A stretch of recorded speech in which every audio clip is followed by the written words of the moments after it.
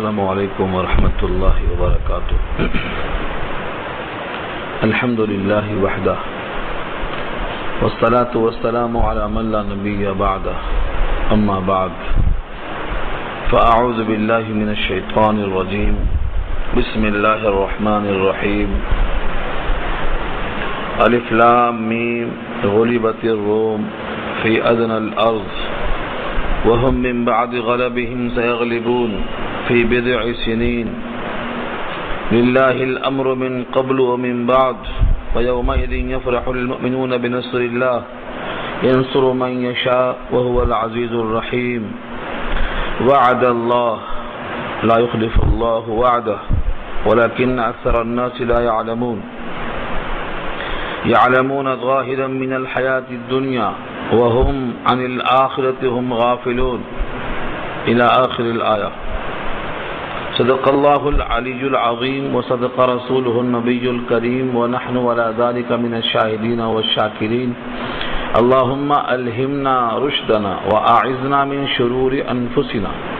اللهم وفقنا لما تحب وترضى من القول والفعل والنية. رب اشرح لي صدري ويسر لي امري واحلل عقدة من لساني يفقهوا قولي. آمین یا رب العالمین. محترم حضرات، معزز سامعین، محترم خواتین، میری ماؤں اور بہنوں، ملی بھائیوں، پیارے بچوں، آج کی گفتگو کا عنوان ہے سورہ روم. سورہ روم مکی صورتوں میں شامل ہے، اس لیے گفتگو عقائد پر زیادہ ہوگی. یہ سورت میں کل 6 رکوع ہیں اور 60 آیتوں پر مشتمل ہے. پہلے رکوع میں ایک پیشین گوئی کا تذکرہ ہے. اس سے پہلے یہ بات کہی گئی تھی کہ قرآن کریم میں جس طرح احکامات ہیں، قصص ہیں، ضرب الامثال ہیں، مواعظ ہیں، ایسے ہی پیشین گوئیاں بھی ہیں. آئندہ ایسا ہونے والا ہے. اس میں سے ایک پیشین گوئی یہاں پہلے رکوع میں آج آ رہی ہے کہ رومی جو مغلوب ہو گئے ہیں آئندہ چند برسوں میں پھر غالب ہوں گے، اور ان چند برسوں کی تعین بھی کر دی گئی 3 سال سے لے کر 9 سال کے اندر اندر. اور جیسی پیشین گوئی کی گئی تھی اللہ کے فضل و کرم سے بالکل ویسا ہی مظاہرہ ہوا کہ رومی جو مغلوب ہو گئے تھے غالب ہو گئے. اس کا جو پس منظر ہے وہ یہی ہے کہ اس زمانے میں 2 طاقتیں تھیں، فارس کی اور روم کی. فارس کے لوگ آتش پرست تھے، آگ کی پوجا کرتے تھے، اور روم کے لوگ بھی اگرچہ مذہباً عیسائی تھے لیکن تحریف ہو چکا تھا ان کا مذہب. پھر بھی ان کے اندر ایک بات ایسی تھی جو مسلمات میں سے تھی کہ وہ بھی توحید کو کسی درجے میں تسلیم کرتے تھے، آخرت کو مانتے تھے، وحی کو مانتے تھے، پیغمبروں کی آمد کو مانتے تھے. اس طرح سے ان مشرکین کے مقابل میں کچھ غنیمت تھی. اس لیے مسلمانوں کا رجحان رومیوں کی طرف تھا، اور مشرکین مکہ کا رجحان بت پرست نہیں تو آتش پرست، دونوں غیر اللہ کی پرستش کرنے والے تھے، تو ان کا رجحان فارس کی طرف تھا. جب رومی مغلوب ہو گئے تو مشرکین مکہ نے دھوس جمائی کہ جس طریقے سے دیکھو آتش پرستوں نے اہل کتاب کو شکست دے دی ہے رومیوں کو، ہم مشرکین مکہ بھی مسلمانوں کو ایسا ہی شکست دے دیں گے اور ایسا ہی ان کا حال برا کریں گے. یہ دھمکی دی تھی. اور جب یہ سورہ روم کی آیتیں نازل ہو گئیں جس میں کہا گیا تھا کہ رومی قریب زمین جو ملک شام سے قریب تھی، ازروعات، اگرچہ روم کی سلطنت میں ہونے سے اس کو رومی میں مان لیا گیا تھا لیکن تھی قریب میں ملک شام کے. اگرچہ وہاں پر رومی آج مغلوب ہو گئے ہیں لیکن آئندہ چند برسوں میں یہ پھر فارس پر غالب ہو جائیں گے. یہ پیشین گوئی اس رکوع میں آ رہی ہے. جب یہ آیت نازل ہوئی تو سیدنا ابو بکر صدیق رضی اللہ تعالیٰ عنہ جوش توحید میں جا کے اعلان کر دیتے ہیں کہ رومیوں کے مغلوب ہونے پر خوش مت ہو، عنقریب رومی پھر فارس والوں پر غالب ہوں گے 3 سال کے اندر۔ 3 سال کا لفظ آیت میں نہیں تھا، ایک لفظ تھا بضع سنین، چند برسوں میں، اور بضع سنین کے معنی چند برسوں میں، اس میں گنجائش ہے 9 سے لے کر 3 کے بیچ کی۔ سنین کے معنی سالوں، اور بضع کے معنی چند برسوں میں۔ صدیق اکبر نے آ کر بیان کیا نبی صلی اللہ علیہ وسلم سے کہ میں نے مشرکین مکہ سے شرط لگا لی، اگر رومی چند سالوں میں غالب آ گئے تو تم ہم کو 10 اونٹ دینا، اور اگر غالب نہیں آئے چند برسوں میں تو تم کو ہم 10 اونٹ دیں گے۔ نبی صلی اللہ علیہ وسلم نے کہا آیت میں 3 کا لفظ تو نہیں ہے، لفظ بضع سنین ہے، اور اس میں 3 کا بھی امکان ہے اور 9 کا بھی امکان ہے، تو لہذا تم جا کر کے اپنے بیعت کو، اپنے عہد کو یوں ظاہر کرو کہ بجائے 10 اونٹ کے ہم 100 اونٹ کی شرط لگاتے ہیں، لیکن 3 سال کے بجائے 9 سال کا موقع لکھا جائے۔ اسی آیت اللہ تعالیٰ نے اپنے اس وعدے کو پورا فرمایا۔ ہجرت سے 5 سال پہلے یہ آیت نازل ہوئی تھی۔ ہجرت کے 5 سال پہلے جب یہ نازل ہوئی، اور ہجرت کے 2 سال کے بعد بدر واقع ہوئی، 7 سال مکمل ہوئے، نہ 9 ہوئے نہ 3 اور 5 ہوئے۔ 7ویں سال میں ادھر غلبہ ہوا مشرکین پر مسلمانوں کا بدر میں، اور ادھر رومیوں کا غلبہ ہوا فارس میں۔ بیک وقت دونوں فتح سامنے آ گئی، اور مسلمانوں کی خوشی کا اندازہ نہیں کہ جس طرح اللہ نے آتش پرستوں کو شکست دیا ہے، ایسے ہی بت پرستوں کو بھی شکست دے دیا ہے۔ یہ ہے پس منظر اس سورت کے پہلے رکوع کا، لفظوں کے ساتھ دیکھیں۔ الف لام میم، الف لام میم بارہا آ چکا ہے، یہ حروف مقطعات میں سے ہے۔ حروف حرف کی جمع ہے، مقطعات کہتے ہیں جنہیں کاٹ کاٹ کے پڑھا جائے۔ قطع مانے ٹکڑا، اس کو ملا کر نہیں پڑھنا درست ہے، علمہ نہیں پڑھ سکتے اس کو۔ الف الگ پڑھیں گے، لام الگ پڑھیں گے، میم الگ پڑھیں گے، اسی وجہ سے ان کا نام ہے مقطعات، کاٹ کاٹ کے پڑھے جانے والے حروف۔ الف لام میم، اس کا صحیح مفہوم صرف اللہ کو معلوم ہے، اللہ عالم بمرادہ بذالک۔ غلبت الروم، غلبہ فعل ماضی مجہول ہے، غلبہ مغلوب ہو گئے، مغلوب اردو میں استعمال ہے، تو غلبہ مغلوب ہو گئے، کون؟ الروم، روم اس کا نائب فاعل ہے، رومی مغلوب ہو گئے۔ رومی مغلوب ہونے سے مسلمان پزمردہ کیوں ہوئے؟ روم سے ہمارا کیا لینا دینا تھا؟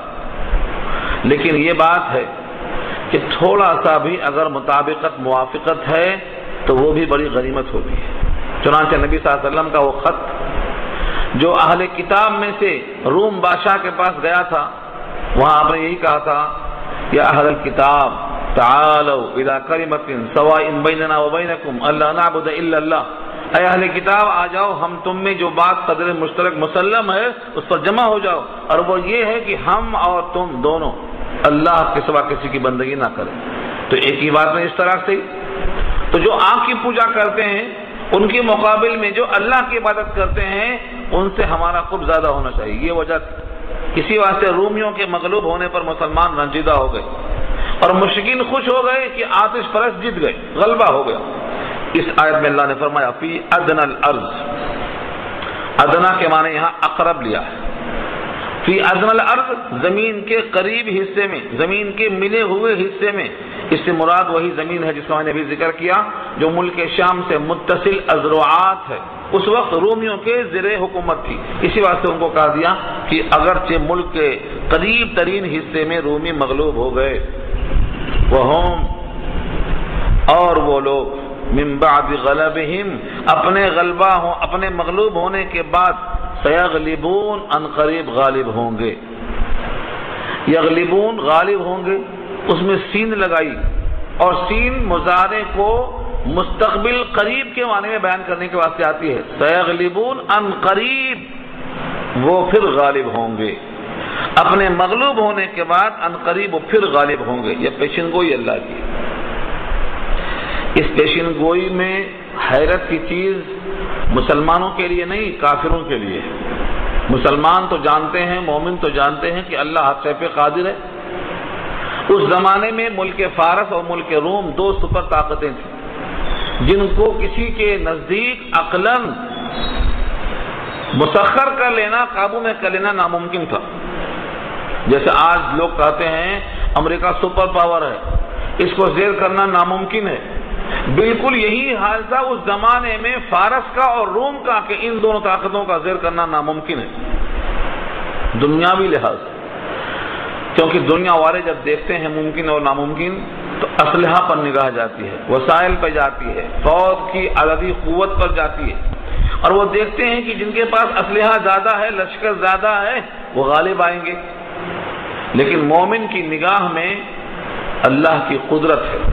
اللہ کی قدرت نے یہ دکھایا ہے کہ غزوہ بدر میں ایک طرف 313 تھے اور ایک طرف 1000 تھے، ایک طرف نہتے تھے، ایک طرف مسلح تھے، لیکن غلبہ کس کو ہوا؟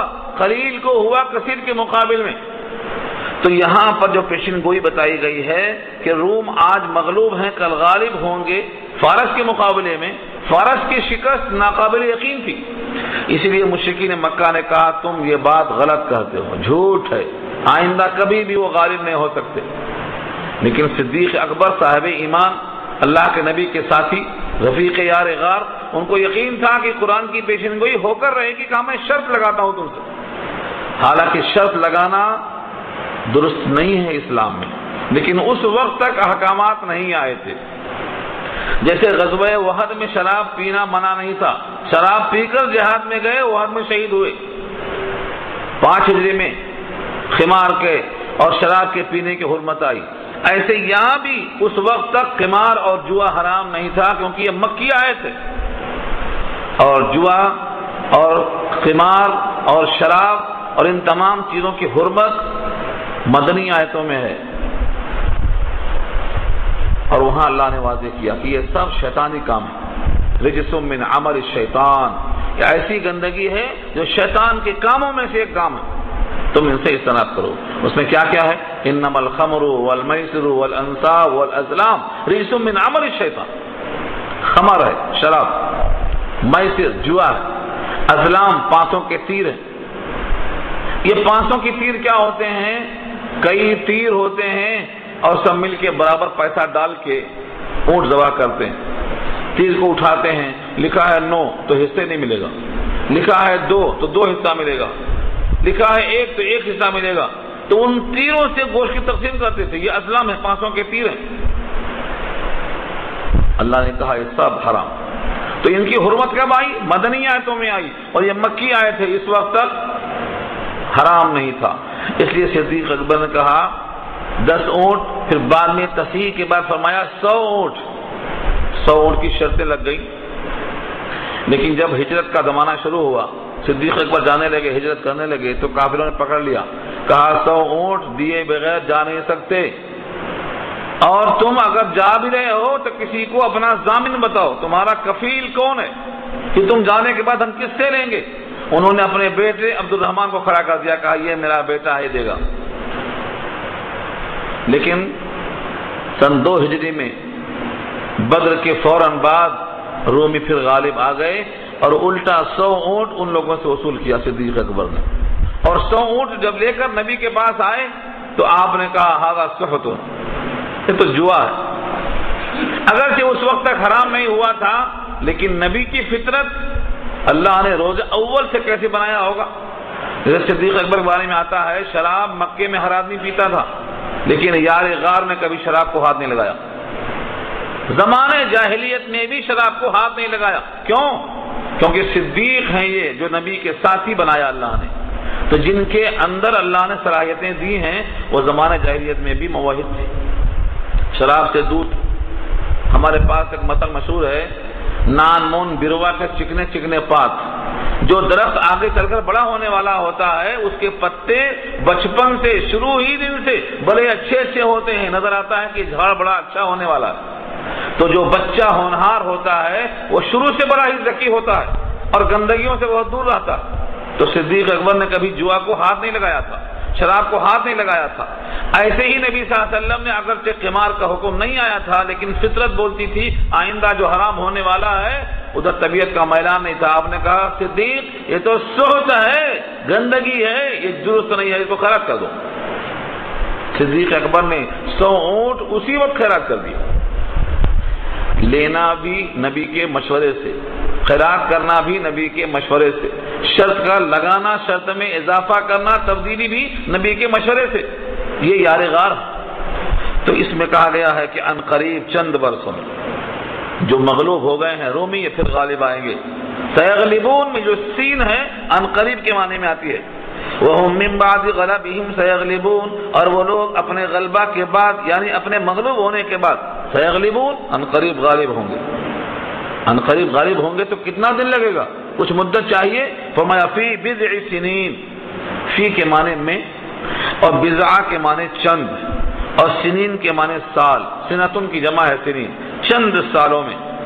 لیکن لفظ سنین جو آیا ہے یہ جمع کی وہ شکل ہے جس کا اطلاق کم سے کم 3 اور حد سے حد 9 پہ ہوتا ہے. اسی لفظ کو سمجھ کر آپ نے فرمایا کہ 3 سے 9 سال کے اندر اندر یہ مغلوبیت غلبے میں بدل جائے گی. تو 9 سال نہیں پورے ہوئے. سن 2 ہجری میں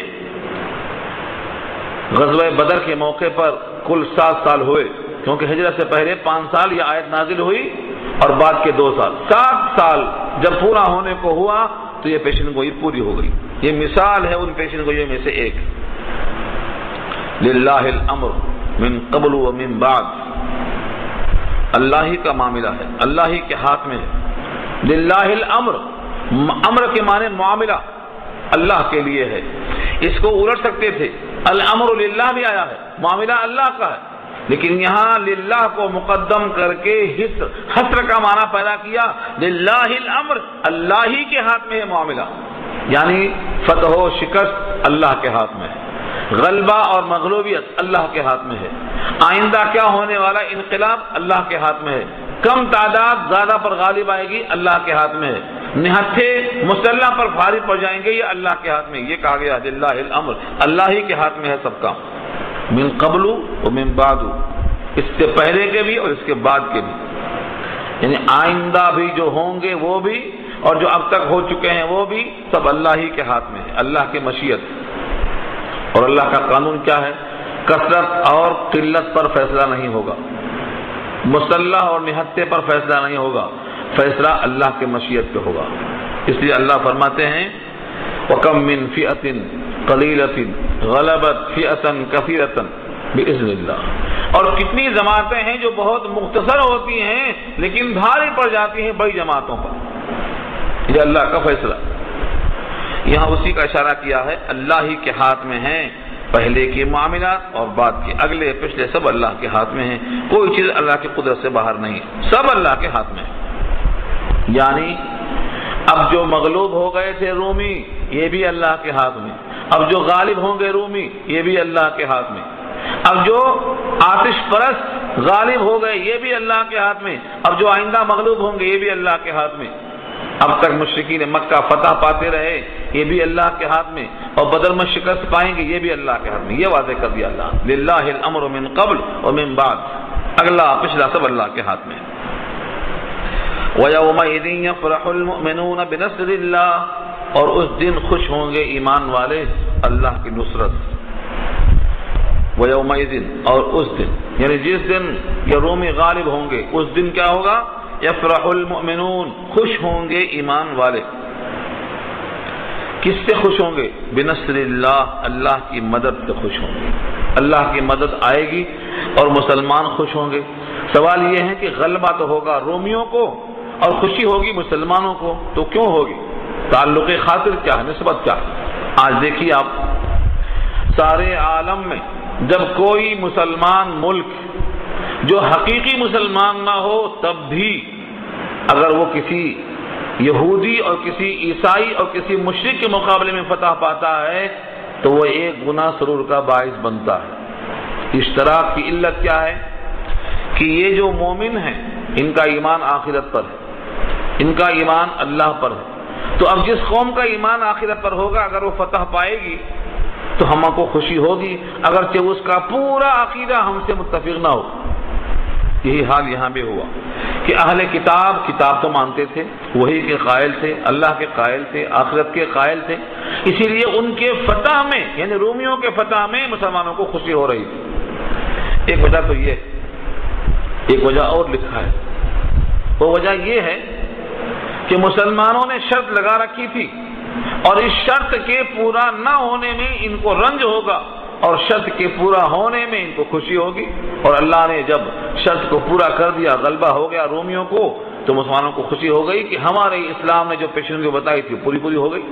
تو خوشی کا دوسرا باعث یہ بھی ہے۔ اور اس دن خوش ہوں گے، یفرحو، خوش ہوں گے المؤمنون، ایمان والے، بنصر اللہ، اللہ کی نصرت سے۔ لوگ سمجھتے ہیں کہ مسلمانوں کی خوشی کسی اور چیز سے ہوتی ہے۔ اللہ فرماتے ہیں کسی قسم کی کوئی خوشی کا جو موقع آتا ہے یہ سب اللہ کی نصرت سے ہوتا ہے، اللہ کی مدد کے بغیر نہیں ہوتا ہے۔ ینصر من یشاء، اللہ مدد کرتے ہیں جس کی چاہتے ہیں۔ ینصر من یشاء، اللہ مدد چاہتے ہیں جس کی کر دیتے ہیں۔ اللہ کا ذمہ کوئی لازم نہیں ہے، لیکن اللہ نے اپنے طور پر خود لازم کر لیا ہے اور فرمایا ہے وَكَانَ حَقًّا عَلَيْنَا نَصْرُ الْمُؤْمِنِينَ، ہمارے اپنے اوپر لازم کر لیا ہے نصرت کرنا ایمان والوں کی۔ ہمیشہ نصرت کی شکل کچھ بھی ہو، شہادت مسلمان کی یہ بھی نصرت ہے، کیونکہ مقام کیا ہے؟ شہادت کا مقام جنت ہے اور مومن وہی چاہتا ہے۔ تو جو مومن شہادت چاہتا ہے اس کو وہ مل گئی، تو یہ بھی اللہ کی طرف سے اس کے لیے نصرت ہے۔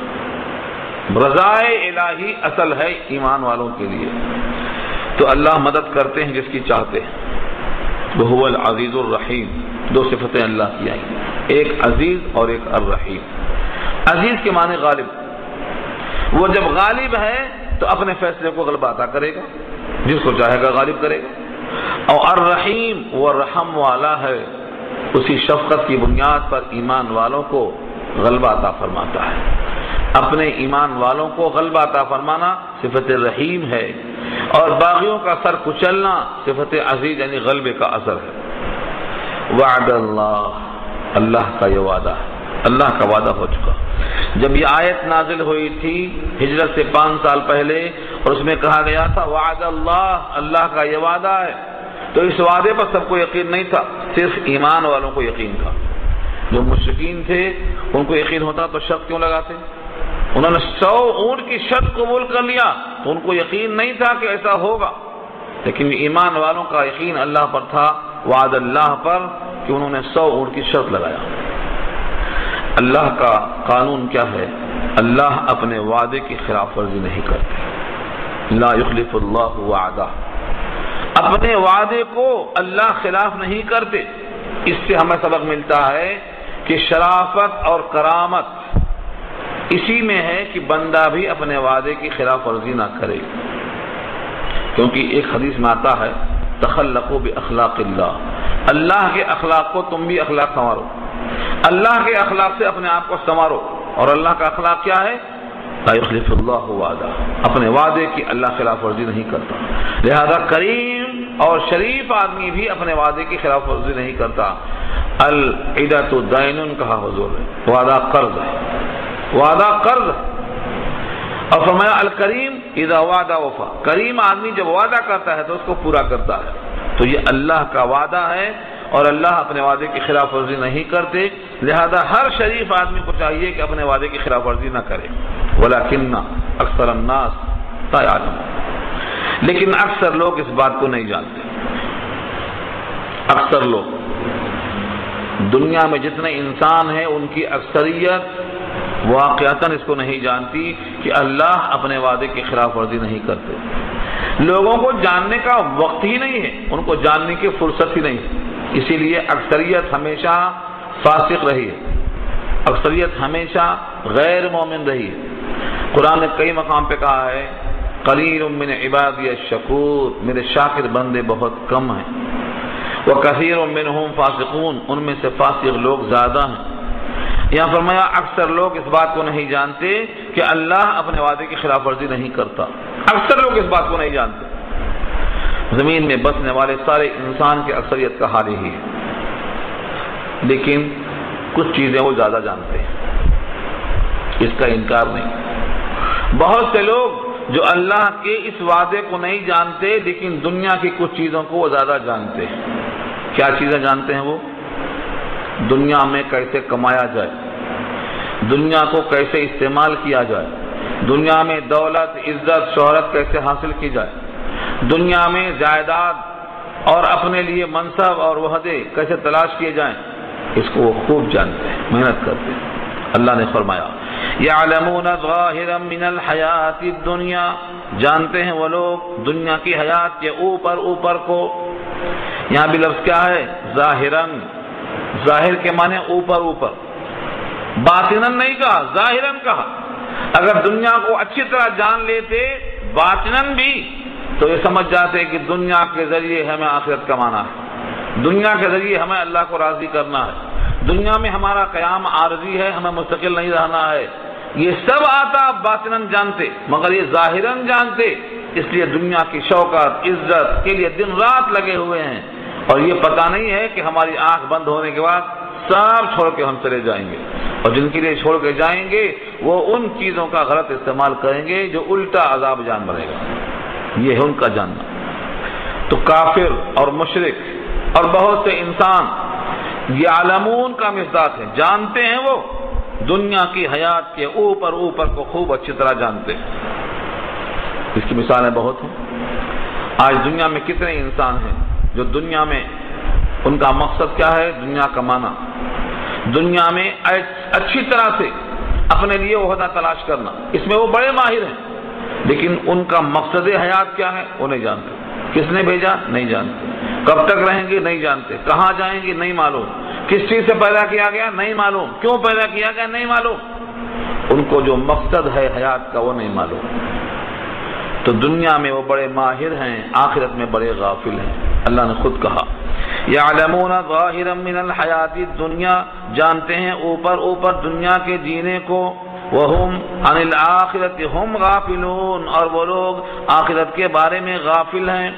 دیکھو دو ہم لگائے، وہم عن الآخرت ہم غافلون، یہ لفظ ہم دو بار بیک وقت آنا تاکید کے لیے ہے کہ وہی لوگ ہیں جو آخرت کے بارے میں بالکل غافل ہیں، اتنے غافل ہیں کہ مقصد حیات نہیں جانتے۔ آج آپ اکثریت سے پوچھ لو کہ آپ کے دنیا میں جینے کا مقصد کیا ہے، بڑے بڑے لوگوں سے پوچھ لو آپ کے دنیا میں جینے کا مقصد کیا ہے، تو وہ کہیں گے دنیا کو ڈیولپ کرنا، دنیا کو ترقی دینا، دنیا میں ترقی اتنی کرنا کہ سب خوشحال ہو جائیں، ان کا مقصد پورا ہو گیا۔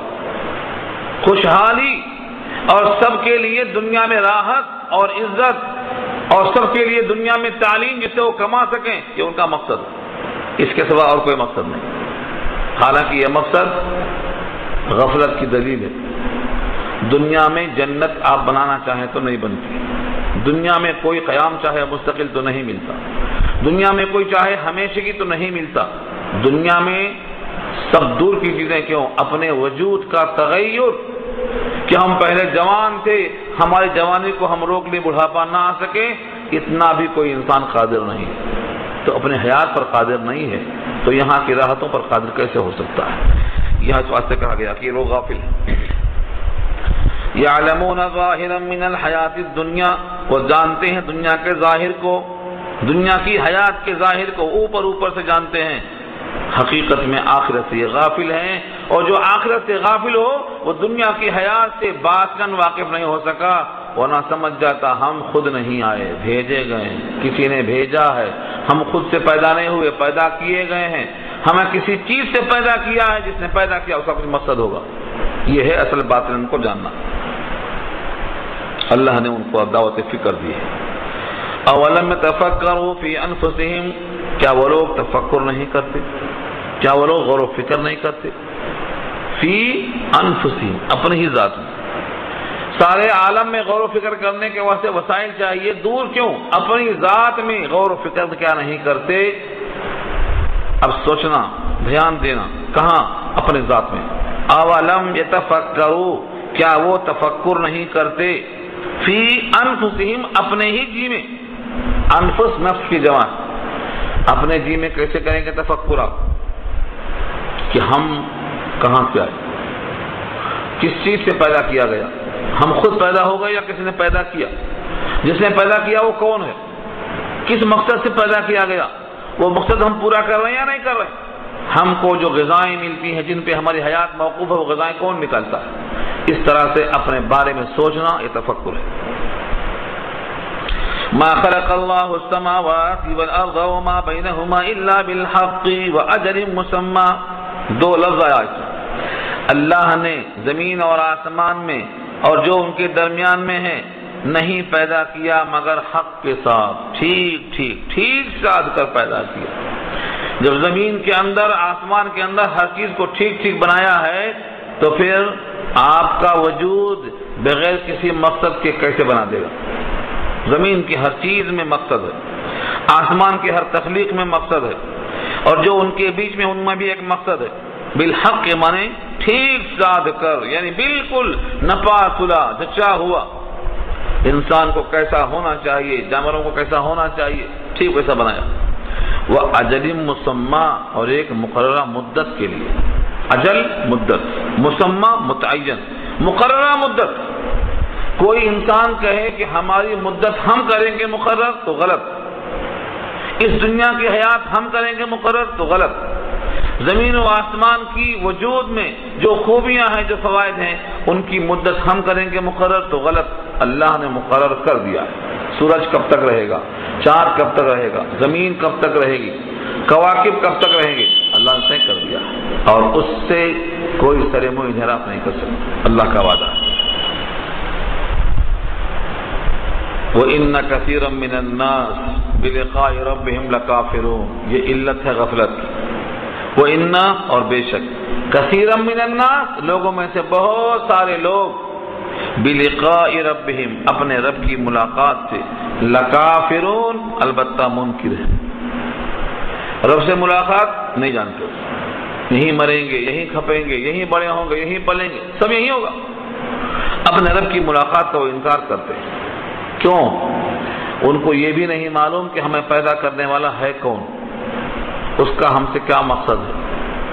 آج بہت سے مسلمان بھی اس میں غافل ہیں کہ ان کی ملاقات ان کے رب سے ہوگی، اور جب ملاقات ہوگی تو رب کے اور بندے کے درمیان کوئی نہیں ہوگا، کوئی ترجمان نہیں ہوگا۔ تو جو بندہ اپنے رب کی ملاقات سے ڈرتا ہوگا اس کے لیے انعامات ہیں، جنت ہے دوہری۔ وَلِمَنْ خَافَ مَقَامَ رَبِّهِ جَنَّتَانِ، جو ڈرے گا اپنے رب کے سامنے کھڑے ہونے سے دوہری جنت ہے اس کے لیے۔ اور جو غافل ہے وہ تو ملاقات کرنے کی تیاری نہیں کرتا۔ نبی صلی اللہ علیہ وسلم کی وہ دعا آپ کو یاد ہوگی، دعائے خاتمہ بالخیر، یعنی میری موت ایمان پر ہو تاکہ اللہ سے ملاقات ہو تو اللہ اس دن راضی ہو۔ یہ دعا نبی صلی اللہ علیہ وسلم نے سکھلایا ہے۔ اللہم اجعل خیر عمری آخرہ وخیر عملی خواتمہ وخیر ایام یوم القاک فیہ، اے اللہ میری عمر کا بہترین حصہ آخری حصے کو بنا دے، وخیر عملی خواتمہ، اور میرے عمل میں سب سے اچھا عمل اس کو بنا اس پر میرا خاتمہ، وخیر ایام یوم القاک فیہ، اور بہترین دن میرے دنوں میں سے اس دن کو بنا جس دن میں اللہ سے ملاقات کروں۔ تو تین باتیں سکھایا حضور نے اس دعا میں۔ یہ کیا ہے؟ جب اس دعا کو آپ پڑھیں گے تو آپ کا یقین پختہ ہوگا کہ ایک دن آئے گا جس میں میں اللہ سے ملاقات کروں گا، ایمان تازہ ہوگا، اور کوئی نہ کوئی ایسا عمل ہوگا جس پر میری وفات ہونے والی ہے، اور کوئی نہ کوئی ایسا ضرور وقت آئے گا کہ میرا عمل کا خاتمہ ہو جائے گا۔ تو دن میں کوئی دن آخری دن ہوگا کہ ہماری سانس ختم ہو جائے گی، وہ دن اللہ سے ملاقات کا ہوگا۔ لیکن کافر آدمی اللہ کی ملاقات سے واقف نہیں ہوگا، اللہ کی ملاقات سے واقف نہیں، اس لیے فرمایا وَإِنَّ كَثِيرًا مِّنَ النَّاسِ، اور بے شک لوگوں میں سے بہت سارے لوگ اپنے رب کی ملاقات سے منکر ہیں۔ اس کے لیے ایک دلیل پیش کیا اللہ نے، چلو مکے سے باہر نہیں گئے ہو، مکے میں کوئی علامت نہیں ہے، لیکن ذرا ٹہل پھر کے دیکھو، ملک شام جاؤ، ملک یمن جاؤ، راستے میں جو کھنڈرات ہیں، بڑے بڑے مکانات، قوم سمود کے، قوم عاد کے، قوم لوط کی بستیوں کے کھنڈرات، ذرا ان کو دیکھو کہ ان کی طاقت کیسی تھی، ان کا انجام کیسا ہوا۔ دعوت فکر دیا اللہ نے، سیر کرو، دیکھو لفظوں کو۔ اولم یسیروا فی الارض، کیا وہ لوگ سیر نہیں کرتے زمین میں؟ لم اگر داخل ہوتا ہے مضارع پہ تو معنی منفی مضارع کے بجائے ماضی میں ہو جاتا، یعنی پاسٹ ٹینس میں۔ کیا وہ لوگ نہیں چلے پھرے؟ کیا انہوں نے ملکوں کی سیر نہیں کی؟ کیا انہوں نے چل پھر کر نہیں دیکھا؟ کہ ترجمہ پاسٹ ٹینس کا ہو جائے گا۔ اولم یسیروا فی الارض، کیا وہ لوگ سیر نہیں کیے زمین میں؟ فینظروا، کہ پس وہ دیکھ لیتے، کیف کان عاقبۃ الذین من قبلہم، کیسا ہوا ان کا انجام جو ان سے پہلے گزرے۔ ان سے پہلے گزرے ہیں کون؟ قوم عاد، قوم سمود، قوم لوط، قوم شعیب، ان تمام کا حال دیکھ لیتے۔ ملک شام جاتے ہوئے، اردن سے قریب، فلسطین کے قریب بحر میت کو دیکھ لیتے، جو میت کا بحر میت کس کی علامت ہے؟ قوم لوط کی بستیوں کو الٹنے کی علامت دیکھ لیتے۔ کانو اشد منہم قوہ، وہ تھے زیادہ ان سے قوت میں، کانو تھے اشد زیادہ شدید، منہم ان مکے والوں کے مقابلے میں، قوتاً قوت کے اعتبار سے، وآثاروا الارض، اور جوتا انہوں نے زمین کو، یعنی زمین کو خوب استعمال کیا، یہ ہے اثارو، زمین کو خوب آباد کیا، نشانات کو چھوڑا، خوب برتا زمین کو، وعمروها اکثر مما عمروها، اور بسایا اس زمین کو ان کے بسانے سے زیادہ، یعنی مکے والے جتنا مکے میں زمین کو استعمال کر چکے ہیں زراعت میں، باغات میں، کھجوروں کے، ایسے ان سے زیادہ ان لوگوں نے زمینوں میں نشانات قائم کیے، بڑے بڑے پہاڑ تراشے، مکان بنائے، محلات بنائے، بڑے بڑے باغات بنائے، بڑے بڑے ان کی تفریح گاہیں بنائیں، ان تمام نے خوب زمین کو استعمال کیا۔ وجاءتهم رسلهم بالبینات، اور آئے ان کے پاس ان کے رسول دلائل لے کر، بینات معجزات لے کر آئے۔ جاءتهم آئے ان کے پاس، رسلهم ان کے رسول، بالبینات دلائل لے کر آئے، اور ان تمام لوگوں نے رسولوں کے دلائل کو رد کر دیا۔ نتیجہ کیا ہوا؟ قوم تباہ کر دی گئی۔ تو کیا اس تباہ کرنے میں اللہ نے ان پر ظلم کیا؟ اللہ فرماتے ہیں دیکھو، فما کان اللہ لیظلمہم، اب بس نہیں ہے اللہ کہ ان پر ظلم کریں، بس نہیں ہے اللہ کہ ان پر ظلم کریں، ولکن کانوا انفسہم یظلمون، اور لیکن وہ لوگ اپنے آپ پر ظلم کرتے رہے، اپنے آپ کا برا کرتے رہے، رسولوں کا انکار کر کے، اللہ کی ملاقات کا انکار کر کے، زمین پر اللہ کی بغاوت کر کے وہ اپنے آپ پر ظلم کرتے رہے، وہ حقدار بن گئے اس کے کہ ان پر عذاب نازل کیا جائے۔ اب انجام دو ہی ہوا، انجام کے معنی آخری دن کیا ہوگا؟ ثم کان عاقبۃ الذین اساءوا السوء، پھر ہوا انجام ان کا جنہوں نے برا کیا تھا، برا، اساءوا جنہوں نے برا کیا تھا، کیا انجام ہوا؟ سوء، برا۔ تو السوء جو دوسرا آیا ہے یہ مفعول ہے، یعنی برائی کرنے والوں کا انجام ہوا برا، برا انجام ہوا۔ عاقبت انجام، عقب سے بنا ہے، ایڑی، ایڑی پیچھے ہوتی ہے، کسی بھی چیز کے رزلٹ نتیجے کو عاقبت کہتے ہیں۔ بالآخر کیا ہوا؟ جن لوگوں نے برا کیا تھا، الذین اساءوا جنہوں نے برا کیا تھا، ان کا انجام کیا ہوا؟ السوء، برا ہوا۔ ان کذبوا بآیات اللہ، یہ کہ جھٹلایا انہوں نے اللہ کی آیتوں کو، یعنی اس لیے برا انجام ہوا کہ اللہ کی آیتوں کو جھٹلایا۔ اللہ کی آیتوں کا جھٹلانا یہ برا عمل تھا، اس پر ان کا انجام جو برا ہوا نتیجہ تھا۔ وَكَانُوا بِهَا يَسْتَهْزِئُونَ، اور وہ اللہ کی آیتوں کا استہزاء کرتے تھے، ٹھٹھا کرتے تھے، مذاق کرتے تھے۔ استہزاء اردو میں ٹھٹھا کرنا، دل لگی کرنا، مذاق کرنا۔ اللہ کی آیتیں اور اللہ کی نشانیوں سے وہ ٹھٹھے کیا کرتے تھے، مذاق کیا کرتے تھے۔ اس مذاق کی وجہ سے انہوں نے اپنے آپ کو اس قابل بنا لیا کہ ان پر اللہ کا عذاب نازل ہو جائے، اس لیے ان پر اللہ کا عذاب نازل ہو گیا۔ یہ سنا کر مکے والوں کو تنبیہ ہے کہ تم نے بھی اگر نبی کو اور نبی کی آیتوں کو جو اللہ نے بھیجی ہیں تم نے اگر مذاق کیا اور ٹھٹھا کیا تو تمہارا بھی انجام قوم عاد قوم سمود سے بدتر ہوگا اور تمہارے ساتھ ایسا ہی کیا جائے گا۔ چنانچہ سن 2 ہجری میں اللہ تعالیٰ نے ٹھٹھا کرنے والوں کو تہہ تیغ کر دیا، سب کے سب خاموش کر دیے گئے۔